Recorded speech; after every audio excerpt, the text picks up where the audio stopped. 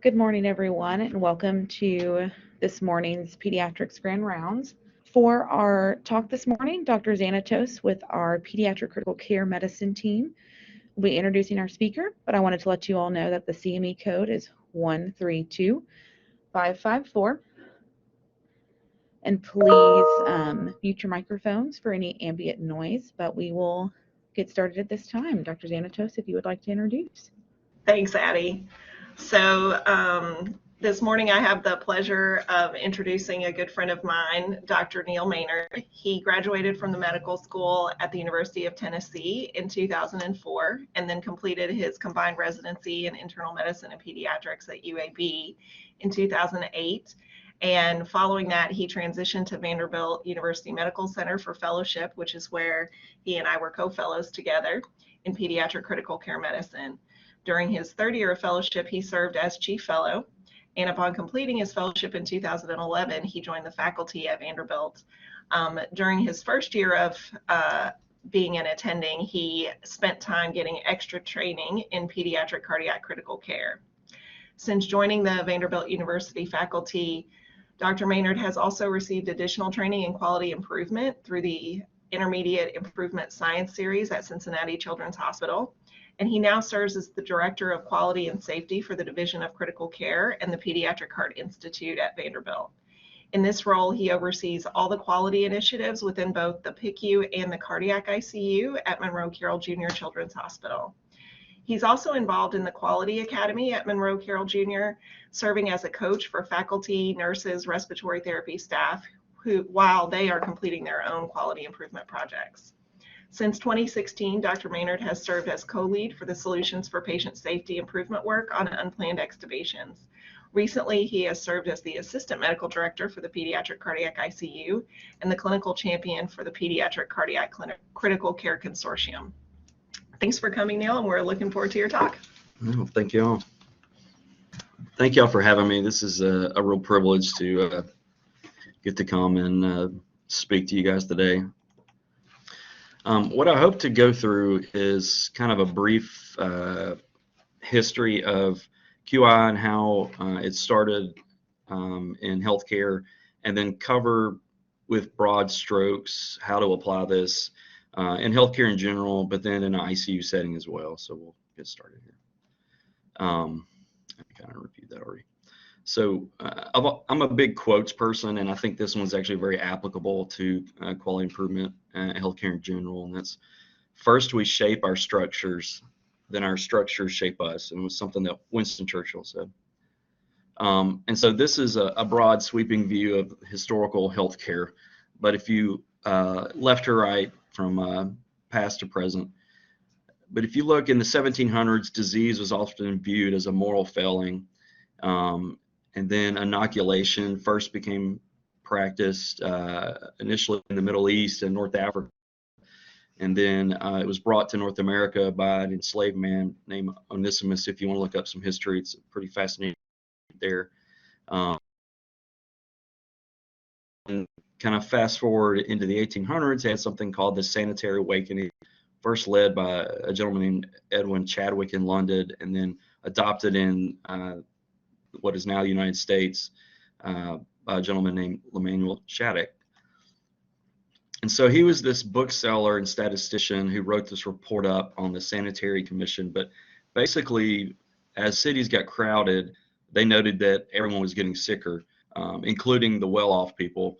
And they argued that the city and state has a responsibility to deal with this. And this became the first time that, at least it's recorded, people started setting up systems to deal with what was a healthcare problem.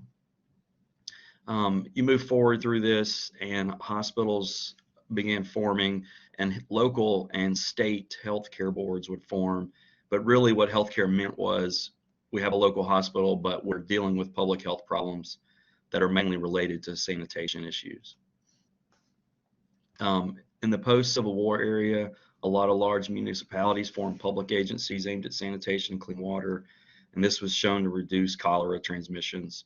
And then the Federal Marine Hospital Service formed, which later to be part of the U.S. Public Health, but we'll get to that in a second. In the early 1900s, you see state and local officials develop local labs. So they're starting to test for disease in a fashion similar to what we do now, in the sense that they're identifying true bacterial causes of illness, and they start setting goals about reducing tuberculosis and infant mortality.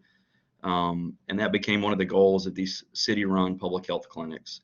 And it became oriented not towards just prolonging life and increasing health, in addition to just preventing contagious diseases. And you kind of skip forward here. 1906, what we now call the FDA is formed. 1912, the U.S. Public Health Service is formed. Importantly, in 1930, what had previously been called the National Hygienic Lab becomes the NIH, and spreads out the study of health outside of just the realm of contagious diseases. It's around this time period that we start to see some pretty important people pop up. So, and we're going to go into these a little bit more depth, but Ernest Codman is a grumpy surgeon who started the End Results Hospital. In 1924, importantly, kind of the coalescence of three kind of key individuals in terms of how we perform quality, Walter Shewart and Edward Deming and Joseph Juran, begin developing statistical process control charts at Western Electric. And as you move forward, federal government and state and local governments spreading out their influence on healthcare in general, and then into the 60s with the formation of Medicaid and Medicare and block grant funding. And then kind of a seminal paper written by, and I will probably pronounce this name poorly, and I'm sorry, Avitas Donabedian in '66 wrote Evaluating the Quality of Medical Care. And so as people expectations for health changed, the way it was paid for changed, and the desire to measure healthcare outcomes changed. So Ernest Codman was a surgeon at Mass General who started what is thought to be the very first M&M using his end results cards. And so he would publicly post in a de-identified way the demographics of his patients, his diagnosis, his treatment, and their outcome. And then he would note errors that he made on these cards for whoever wanted to see in the hospital. If he made an error that he defined as lack of knowledge or skill, poor surgical judgment, he didn't have the appropriate equipment, or lack of a diagnostic skill. And he advocated for an end results system to be established to improve outcomes. And he wanted this publicly displayed. His colleagues, because he was encouraging them to do the same, became irate, and he had to resign and start his own hospital called the End Results Hospital. He went on to become one of the founders of the American College of Surgeons, and founded the hospital standardization program that we all know now as JCAHO. And his public report of his own care of patients was that he had one error out of every 3 patients. And one of the favorite that I like from him is when he was asked about what he thought of the current state of healthcare at the time, was that I am naturally disgusted with humbug, self-deception, hypocrisy, and smugness, cupidity, and injustice, because he felt like it was a disservice. We've kind of mentioned this already, but as the government influence on healthcare and payment for healthcare changed, so did how they wanted us to measure it. And then as we move forward in history, the Health Maintenance Act of 1973 that encouraged the establishment and certification of health maintenance organizations started. In 1970, the Institute of Medicine was formed to officially advise government on healthcare. And then this kind of later morphed into the development of AHRQ. And then as we get into the 90s and early 2000s, you see the publication of several Sentinel articles. So America's Health in Transition, then To Err is Human, and then Crossing the Quality Chasm. And in many ways, this kind of catalyzed the national quality improvement as a goal. So we'll skip back a little bit here, but Walter Shewart was a physicist who worked at the Bell Laboratories in the 20s.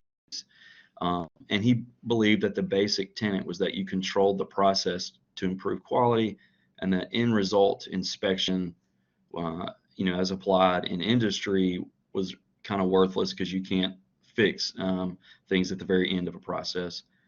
So he developed statistical process control charts, and he's the father of this discipline, that you measure a process over time, determine their mean, and then plot the upper and lower control limits as defined by 3 standard deviations from the mean. And then he divided the variation from the mean into 2 groups. So chance variation, that we now call common cause variation.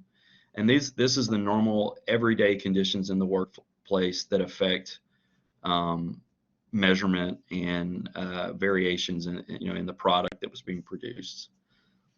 And then he had what is called assignable variation, that we now call special cause variation. So unexpected variation from the mean that will cause a process to be out of control, i.e. something new has been introduced into the system. He then invented what was called the Stewart cycle, although he didn't term that. That was termed by Deming, because Stewart was actually known not to be terribly arrogant and didn't like his name being put on something like that. And we now call this the PDSA cycle. He was, if you want to read something interesting, he was heavily influenced by this philosopher named Clarence Lewis in his book Mind and the World Order. So PDSA cycles, what is it functionally? It's an iterative process. You define a specific goal by asking the question, what are we trying to accomplish? How will we know that a change is an improvement? So you define what type of change you would consider an improvement. And then you start planning your interventions. So what changes can we make that will result in improvement? And then you plan them, you do them, you study them, and then you decide how to act on the information you've learned. Also working with him at that time was Edwards Deming. So he was an electrical engineer and a physicist, and he randomly, he also played the organ and wrote over 400 hymns. But he championed Stewart's ideas, and they all worked together, and he became a statistical consultant actually for the Allied commanders during World War II and later in Japan in the post-war period. And his teachings really was what was adopted by the companies that we now know as Toyota and Honda, and it was his control of their factory process and his teachings that really led to them and their ability to kind of produce a product that American consumers migrated to, and a car industry. He offered these ideas on how to improve systems to American manufacturers and was largely ignored. But he advocated for the process control that Stewart developed using the PDSA nomenclature, and he emphasized that in workplaces, leadership and education and the absence of fear in the workplace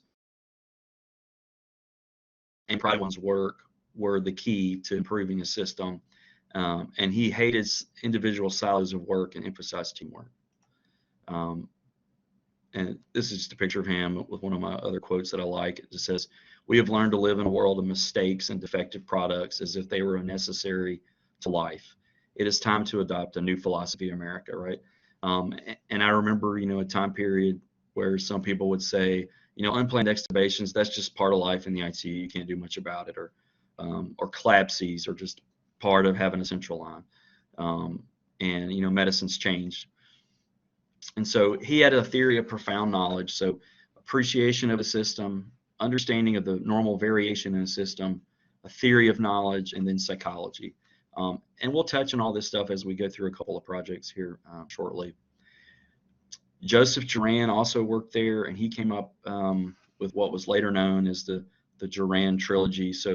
But you should have quality in planning, improvement, and control for a given objective. And he utilized the work of an Italian professor named Vilfredo Pareto and the Pareto principle, which if you read the quality literature very much, you'll run across a lot of Pareto charts. But that came up with, so 80% of the return on investment or 80% of the errors in the system or whatnot will come from just 20% of those who do the business. So this is a Pareto chart from a TPN project that I did a long time ago now, but if you look on the x-axis, it's the different modes of failure, and the y-axis is the percent accounted for failure of this TPN project. The specifics aren't terribly important, but you can kind of see in healthcare, it roughly obeyed that rule that right at 70% of the errors with our TPN protocol came from one single issue. We've kind of covered most of this now. Let me skip on here. So next, I think of interesting people and quality that would be worth a read. So Avidas Donabedian, and I know I butchered that name and I apologize. So he was an Armenian Christian. He was born in Turkey, but was living there during the time of the Armenian massacre. And so his father was a family physician, and they immigrated into Jerusalem and later lived in Beirut. And he became a physician while he was there, but then he moved to Boston in 1955 and later taught in New York and the University of Michigan. And it was while at Michigan that he wrote this fairly landmark paper called Evaluating the Quality of Medical Care that was published in the Milbank Quarterly. And I'm mentioning all these names because the best way to learn QI is to go back and read some of the history and read projects. It's not really listening to some guy from Nashville drone on about it, but I hope to inspire some of you to go out and read some of this stuff. But he said that healthcare had 3 domains for measuring the standards of quality. So one was the structure of healthcare. How do we credential its providers? How do we credential its facilities? How do we ensure that they have what is an appropriate training / equipment to deliver care? The process. So what are the components of care? Is the care appropriate? And what is the competence of the care provided? And he noted that rarely is the problem focused on a single individual. So the historical view of medicine and medical errors honing down on a single person is a pretty rare event. Typically, it's a problem in the system. And then outcomes. So he cautioned actually against measuring outcomes of uncommon events such as a death, and he stressed the importance of understanding and managing the system and patient access and patient satisfaction with the care. And he kind of introduced the concept that patients have preferences. These preferences are often culturally based, and care should be rendered in a manner that reflects that. And he had 7 standards within each of these silos that he thought should be looked at. So efficacy, efficiency, acceptability, legitimacy, cost, equity, and optimality. And so there's a whole book written on this, but again, he had one of my favorite quotes that I think, at different points in my life and career, I've kind of thought this was true, but there's lip service given to quality, and goodness knows propaganda, but real commitment is oftentimes in short supply. Let's see. So in 2001, the Institute of Medicine outlined 6 aims for improvement. So it should be safe, as in avoiding harm. It should be effective, so avoid over and underuse. Patient-centered, focused in on the patient needs. Timely, so avoiding harmful delays. Efficient, to avoid waste. And equitable, and so care does not vary in quality based on the personal characteristics of the patient. And they offered 10 guiding rules for improvement. And really it was these rules that sparked kind of the modern journey towards high reliability and healthcare culture changing. But care should be based on continuous healing relationships. It should be customized based on the patient's needs and values.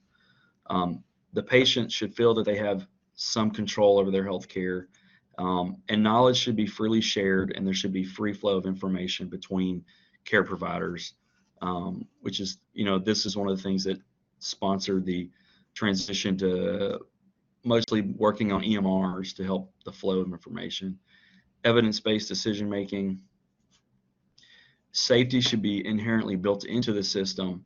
the system should be as transparent as possible. And then we should anticipate patients' needs and work to continuously decrease the waste.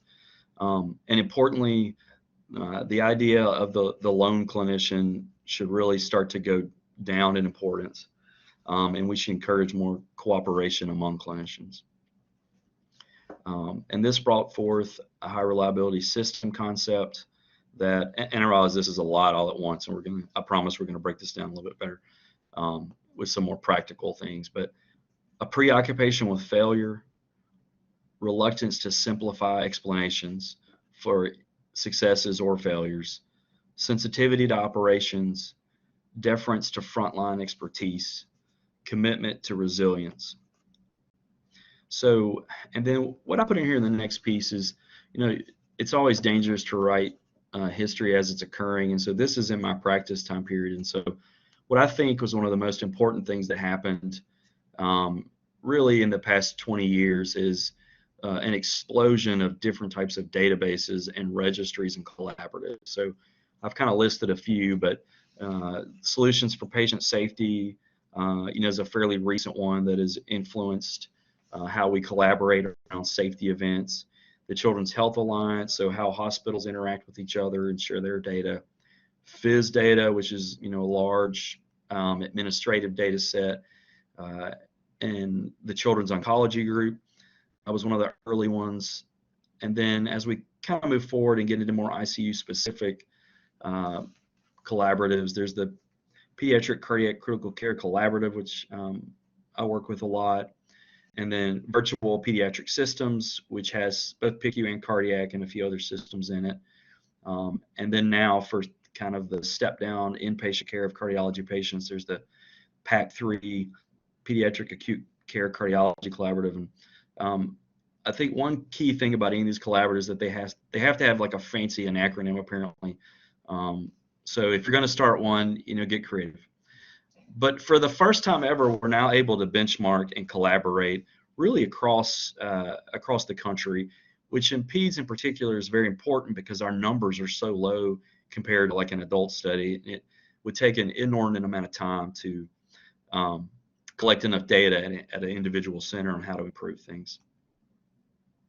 So now that I've kind of said that mouthful and I went through 200 years of history and I don't know, 20 slides or something, how do we work with this in the ICU? So how do you improve care delivery? And, evidence-based best practice literature, it's out there. How do you get this to the bedside? And so you really, I think at the heart of it, you have to find your why. Why are you going to do this? And so for me, and I tell this story to our trainees sometimes, but when I was a third-year fellow, there was a patient that we admitted from the floor who had kind of a bizarre series of events, but had a trauma and had a CT scan done that did not reveal actually anything traumatic, but it found this tiny punctate tumor on his brainstem. And so they removed the tumor. It was in an area that they could get to, and actually he did globally really well, but he was left with trouble swallowing, but cognitively he was intact. You may remember this kid, actually. This is when I think you were still a fellow, Deanna. But anyway, his family struggled with the concept that he was probably going to get trach, and he went back and forth from our unit to the floor. And when I was the third-year fellow, I readmitted him from the floor, and he's an extremis, and he needed to be intubated solely because he was drowning in his own secretions. And so we rapidly set up. His SATs are in the 50s. We get our drugs prepped. I asked him to go ahead and push the drugs. We pushed the drugs, and I start to DL him, and he's just full of formula that his family had been giving him without we had been recommending tube feeds, and people leave the room, and they were feeding him orally. And when I asked for suction, there was no suction. And in fact, it wasn't even set up in the room. And this was supposed to be our crash bed for when stuff like this happens.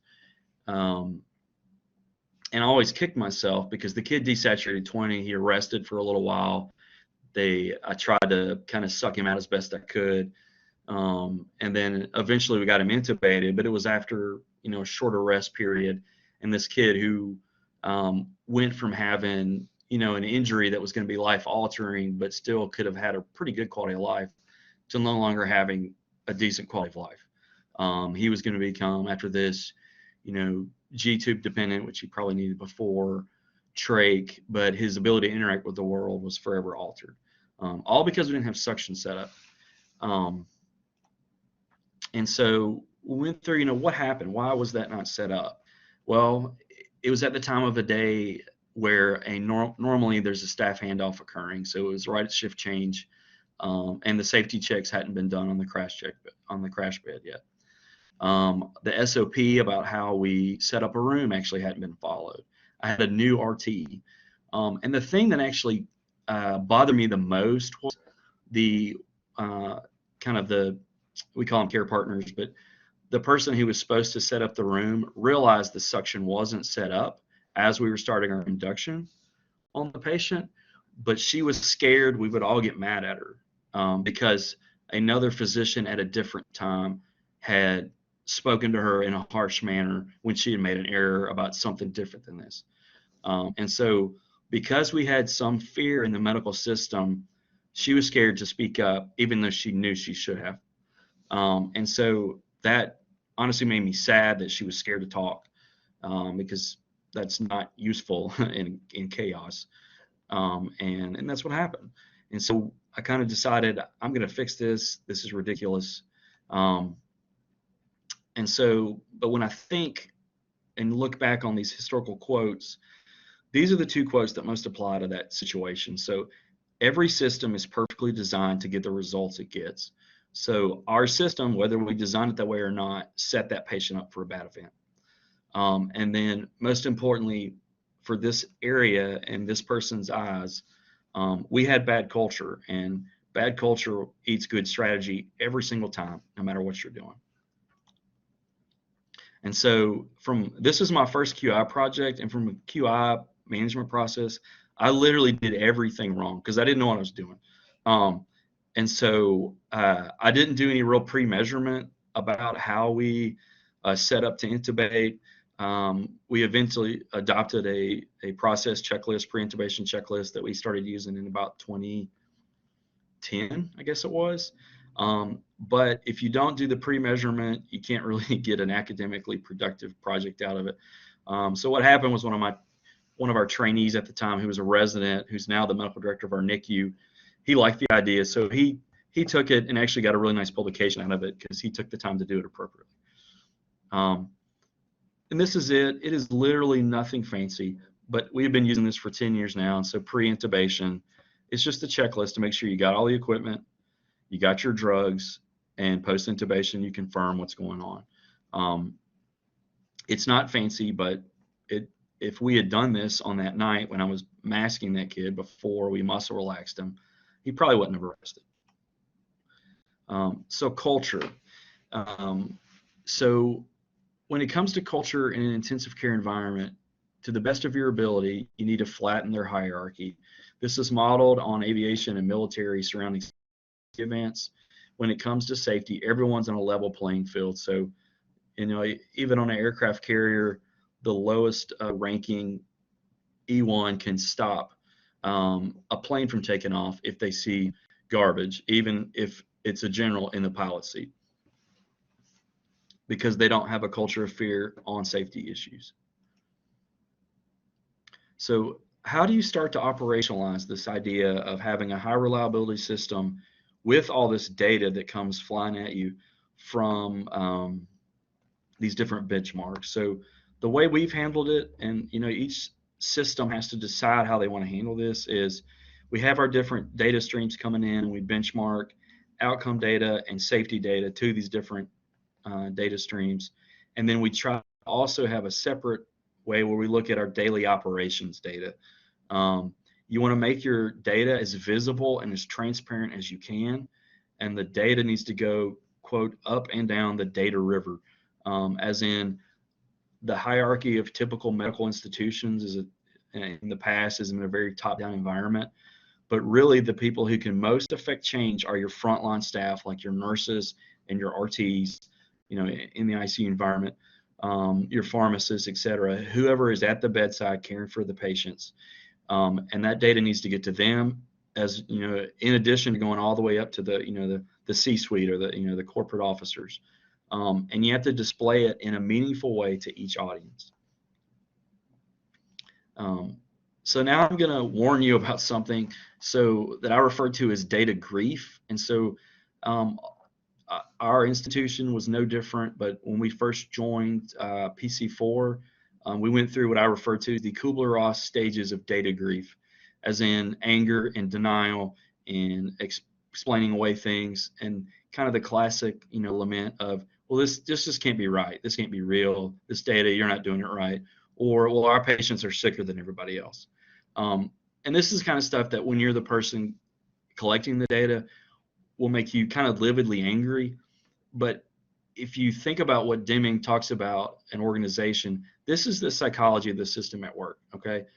People want to believe the best about themselves and that they're doing the best, because most people, particularly in pediatrics, I mean, if you're in peds, you're not in it for the paycheck, right? You're going to work to make kids better. And when you find out that you're just not good at something, you want to defend yourself, because that's just human nature. And so how do you handle this data denial, particularly at higher levels that control how resources get distributed? I think the only way to handle it is to be open and honest and transparent about how you're collecting the data, any shortcomings it can have. And then the other thing is, for the data deniers, is you're like, okay, clearly you think we got some problems here, so let's, you help. I welcome your help to participate either in the collection of the data or how we display the data, et cetera. And typically over time, this goes away and people will want to work with you on stuff. And then after that, let your data guide your QI efforts. So use your benchmark data for safety and outcomes to pick out your targets of what you're going to work on.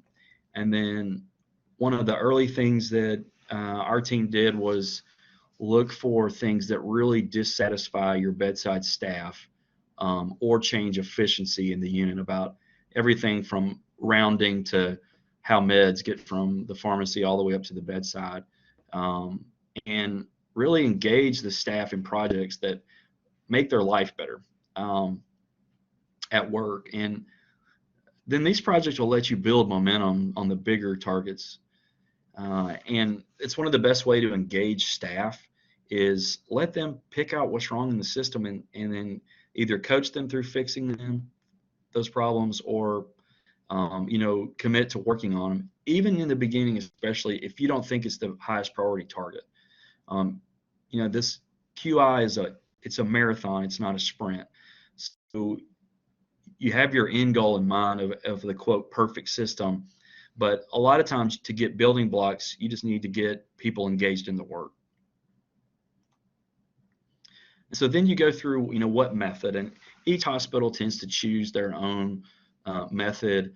I'm not sure you'll convince me that one is markedly better than the others, because they all have a lot of similarities. So there's the model for improvement that the Institute for Healthcare Improvement has kind of popularized. There's lean methodology, which came out of the car manufacturing industry, which really was part of the original PDSA stuff that Deming trained them on to do. There's total quality management. There's a newer one called Blue Ocean Strategy that I honestly don't know a whole lot about. But all of these methods have the same similarity, in the sense that you take a deep dive into your system and the people in the system, you make iterative, measurable changes, and you focus on the culture of where you're working at to create a collaborative environment. So how does the model improvement work? And I know for some of you that do this for a living, some of this may be a lot of old hat, and I apologize, but you pick out your specific aim, you build a key driver diagram, you do several plan, do, study, act cycles, and then you measure either process measurements or outcome measures. This is a little bit of a busy slide, but when we worked on at SPS, our unplanned extubation project, this was our key driver diagram. You start with your SMART aim, which for us was to try to reduce the rate of unplanned extubations by 40% by a given date. And then you have your key drivers. So this is just created by kind of consensus among, what you consider a content expert for their particular problems. For us, it was physicians in the 3 different types of ICUs that this was going on in. So NICU and PICU, and cardiac intensive care, RTs, nursing, and to a lesser extent, some supply chain issues came up at one point in time. But you look at your key drivers. So for maintaining a breathing tube in place is, how are you securing and placing it? How are you controlling the patient's comfort and sedation? What are high-risk situations? I'm not going to read all that to you, but you kind of get the idea. What are the things that matter? And then how are you going to intervene on this? And so one of the first thing that we did was we standardized anatomic reference points and how we're going to secure it. And again, we're trying to do this across, at the time, this was 32 hospitals. It's since been 150 hospitals. I think that's right. But every place picks their own how they secure, but the process is similar in that there's at least 2 people. We use a standard reference point that is common across either the individual unit or it the same way every time. And then this can be applied to the other different interventions. Then you measure it and you plot it on your control chart. So I can see this is not displaying terribly well, but basically the x-axis represents time in months. The y-axis is the rate of unplanned extubations per 100 ventilator days. And what you can see over time is the mean line in the center there gradually shifts as we do these interventions in the face of month-to-month variability. And the rules, and each institution has to pick out their own kind of rules, but the most commonly used one are the Western electric rules. So going back to the 20s with Walter Shewart, is that if you have 8 points below or above your previous mean line, that represents a new change in the system and not typical month-to-month variation. And this is the model that we use at Vanderbilt, and a lot of places have adopted it. So what are some other useful tools? So for big kind of complex care environments, process maps are quite helpful, and failure mode and effects analysis are helpful. But I'm trying to share one of these guys, but functionally it's just a way to pictorially depict a process and all the different pieces of the puzzle, so to speak. Let's see, I'm having a little bit of trouble sharing this, but I'll get to it here at the end. But you walk through your process, and for each step of the process, you list out all the different ways that piece of the puzzle can fail, and then how you're going to mitigate it. And then that's how you pick out what steps to use. Let's see, I'll try to bounce back to this later. So now as you dig more into the specifics of an ICU environment, what about an ICU makes it at risk? So it's a highly complex care system. There's family and oftentimes provider overload just from all the constant data that's coming your way and the unexpected problems that pop up. And it creates a ripe environment for unpredicted errors. So if you look at it, kind of as you walk around the circles there, but you have a lot of personnel transitions. Your therapy is often quite time sensitive. There's a ton of devices that can just malfunction. There's alarm fatigue. There's data overload. There's knowledge gaps. I'm not sure about your local system, but the pre-COVID and the COVID environment has made our turnover higher for a lot of local, point of care providers like nurses, RTs, etc. And with that, you lose a lot of real deal knowledge. And then team dynamics and provider hierarchy. There's no bigger team sport in my opinion. Of course, I'm an intensivist, so I'm going to say this, but then, cardiac intensive care, pediatric intensive care, it is the biggest team sport there is, because you got a lot of different providers and a lot of different clinicians touching each patient. And if you're not doing this in an organized way, or in a way where people are able to freely speak up when they see a problem without fear of, anything from open ridicule to, just the passive aggressiveness that for some reason creeps into medical care at times. If that doesn't function well, your system doesn't function well.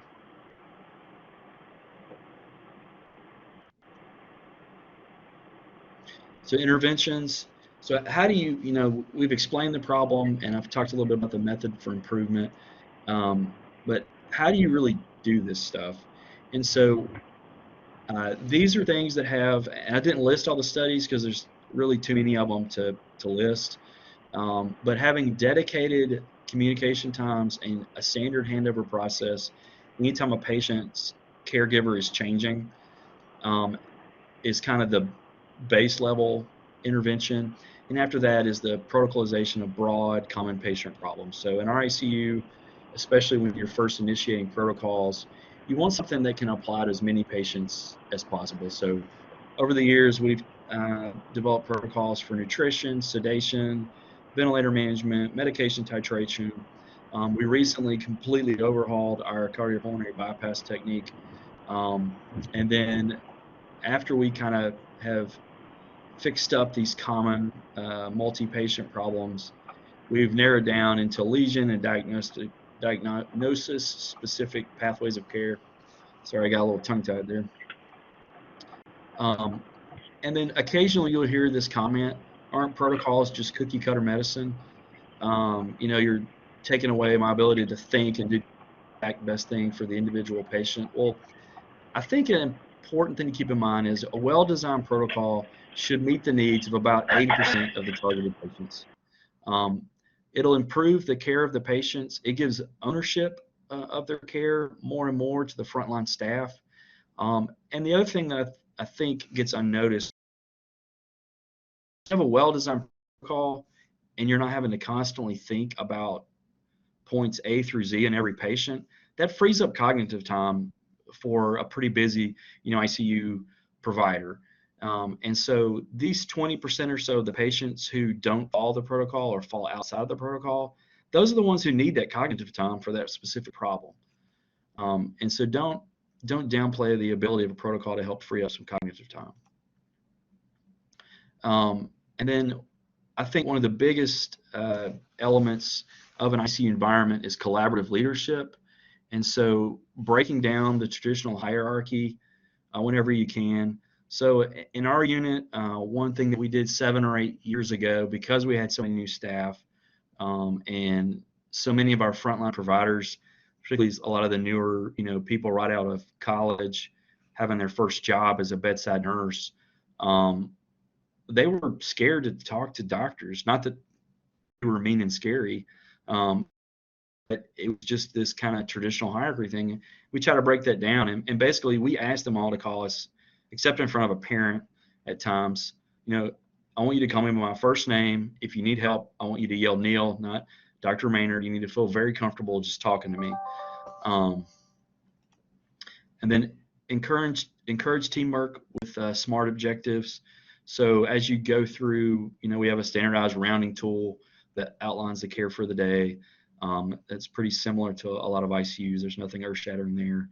And then whenever there's a mistake and they come and self-report to you, don't condemn them.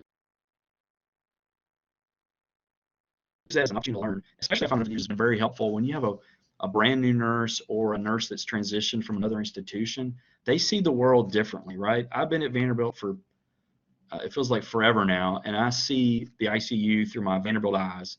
But when you get a new person in your system that can view your system differently, use that as a chance to learn. Work on all of this while establishing a positive working culture where nurses feel, and RTs and the care partner feels very comfortable speaking up and telling you something they're worried about. Because even if it's something that you're not worried about, that's a chance for you to teach them. And the more you kind of get that kind of culture, the more you're going to learn. and then reward them with, if they show curiosity or creativity, with increased autonomy. So this is the nuts and bolts of how we organize our Pediatric Heart Institute kind of care system.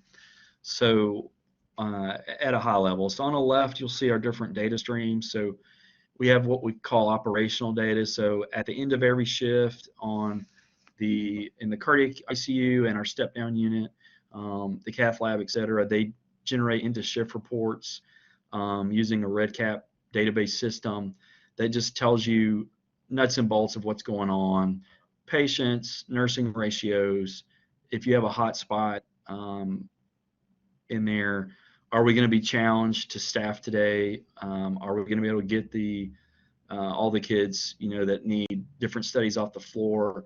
Are we resourced for those? How are we planning? And really, it's just a way to plan. And then also those end of shift reports capture any safety events that we track, also any near misses, any medication errors, et cetera. And we can generate real-time data every day about what we expect to happen in the next 12 hours in terms of unit logistics. Then we have our benchmarking data, and then we have individual project level data. And then these all report out through different forums. So we have a weekly safety meeting that's the cardiac ICU and our step down unit. And it's RN leadership, RTs, pharmacy, nurse practitioners, et cetera.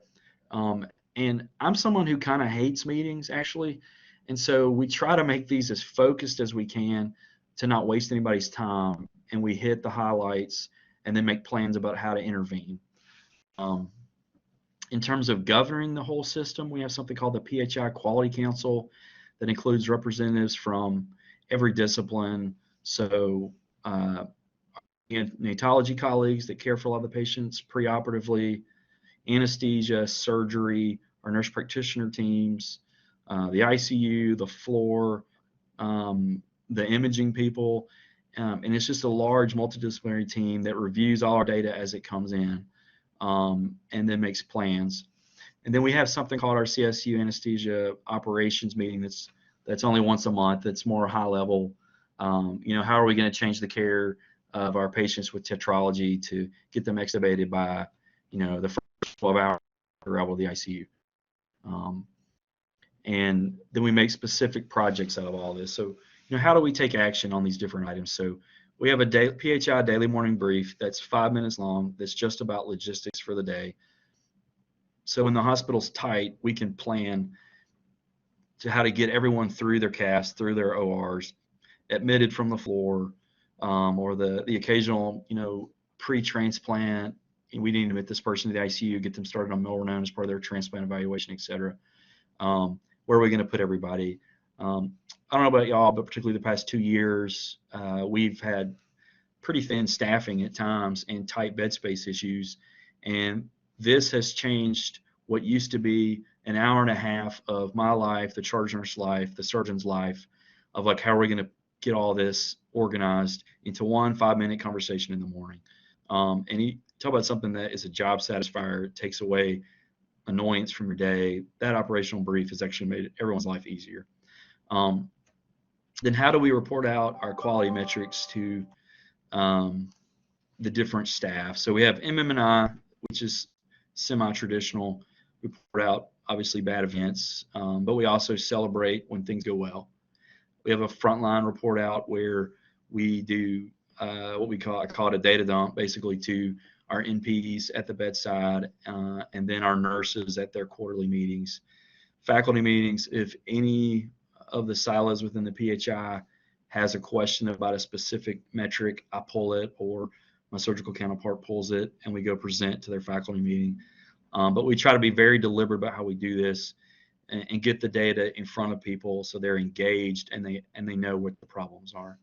And then we move into kind of target specific projects. This is just a short list of very specific things that we're currently working on. And because each of these represents some resource allocation, they have to be agreed upon by the Quality Council to make sure we all have a kind of a shared mindset about what are the actual problems that we need to be tackling. The other thing we started is we have a dedicated huddle that we have. Now I'm forgetting that it's like a kind of a cheesy name. I think it's a Acute Heart Huddle or something. I couldn't come up with a good acronym, but it's basically an all call to senior leads and also the frontline staff for a patient who's struggling particularly. We meet in the echo lab, review every piece of data we can get, and we come out with a plan. And the goal is to be able to do that within 30 minutes. And these are for patients who need an intervention, acutely. So what we define is kind of in the next 24 hours, they need something done. But how do you harness the power of your bedside staff and trainees?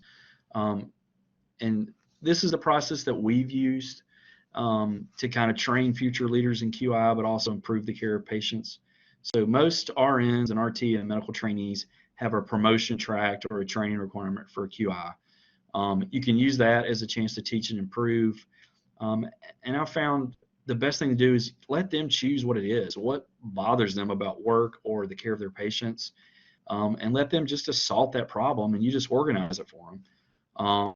And one of the best things you can do early on is let them fail as they start their interventions, because when they're engaged, they're going to be their own worst critic. You don't need to point it out to them. They'll know when they messed up. But then you empower them to change and identify errors. And this engagement, this equals culture. So everyone's opinion matters, and no one knows what's going on at the front line about the nuts and bolts of patient cares like the people who are on the sharp end of the spear that are in the room with the patient for 12 hours. And then how you handle failure as an opportunity to learn will really make or break the culture of your unit.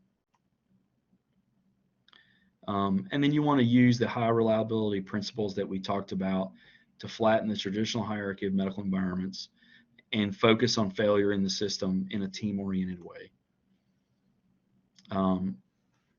This is a slide that looks at something called transformational leadership and the covariance for structural empowerment.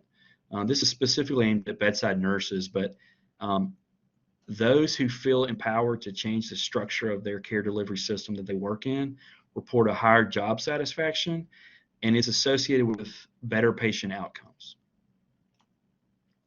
So this is an example of a frontline-led project.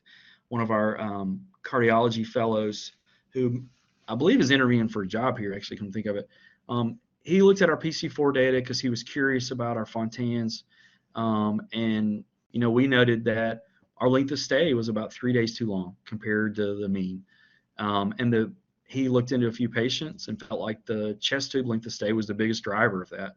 He brought this to our quality council, and we developed a collaborative project across the care spectrum that started in the OR and went all the way through discharge. And we developed a Fontan pathway. So after a literature review, we developed evidence-based targets, and then kind of did the following key interventions. So we used vasopressin early on when they were in the volume-sensitive phase of resuscitation. We worked towards rapid extubation, changed a lot of our sedation techniques, used sildenafil quite early as soon as they were extubated to lower their PVR. We leave oxygen on as a PVR target and standardize how we do our diuretics. And this project really was run by our MPs and the fellows who are kind of there at the bedside. And this displays absolutely horribly. But basically, we had to do a pre-post analysis just because of the numbers. We wouldn't have time for him to complete the project within a year if we were using kind of traditional process control, which we have that data. It's just we don't have enough numbers yet. But basically, we reduced how much Milrinone we were using. Our vasopressin use became near 100%. Interestingly, our frequency of arrhythmias dropped substantially. And when we looked at our targeted interventions in terms of sildenafil, ACE inhibitor use, and our diuretic dosing, it also had near 100% compliance.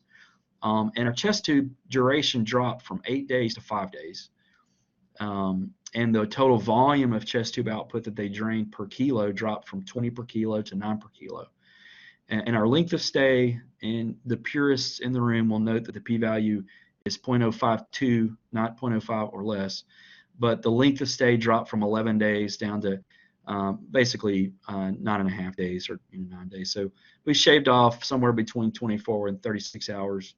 And then importantly, our readmission rate dropped a lot. It went from right around 30%, which they were typically being readmitted with pleural effusions that required either drainage or intravenous diuretics. It went down to 8%. And so this was a real world kind of application of our problem that, definitely improved throughput for us as a whole, but it got kids home quicker, and that's sort of the point. And I'll leave you with this last slide because it shows Deming, who's, I guess, a retrospective academic crush. I don't know what the right word is, but I just always love this. In God we trust. All others bring data. And looks like I've barely squeezed in this talk with only 3 minutes to spare. So if anybody has any questions, I'm sorry I ran up against this time. Can you see the chat? There's a question in the chat. Oh, is there? Let me see.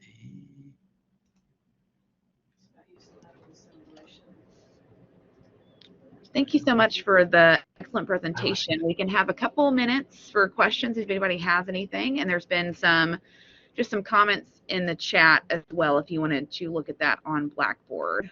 Yeah, I see that. So the medical simulation piece. So we do use medical simulation. Right now it's mainly around resuscitation. So we do kind of mock codes. We try to do them weekly and pull out nurses actually who are there that day, fellows and other trainees, and run them through simulation. What I would really like to do, honestly, is when we have a program as part of our cardiac arrest reduction program, where we identify kids who are at high risk for an arrest. What I would really like to do is when we identify a kid that day, we pull that kid's nurse out that morning and run them through a code scenario that would probably be similar to that kid's physiology and how they would arrest. That's kind of the ultimate goal. We haven't gotten to that yet. And I see this question about data streams and dashboards. For our safety work, we have dashboards displayed in the unit that show kind of what you think of as the common hospital adverse kind of healthcare associated care events, so collapses and unplanned extubations and pressure ulcers and surgical site infections. That's posted up in our unit for all the world to see, and we have K cards where we do rounding to kind of reinforce knowledge for that. And then our dashboards, I put them into like a VUMC box for our different index cases in our ICU. And we update them kind of quarterly, so anyone that has access to the box can look at our outcomes that way. All right, everyone, if there's no other questions, then we hope that you all have a great rest of your day, and thank you so much for the excellent presentation. Thank you guys for having me.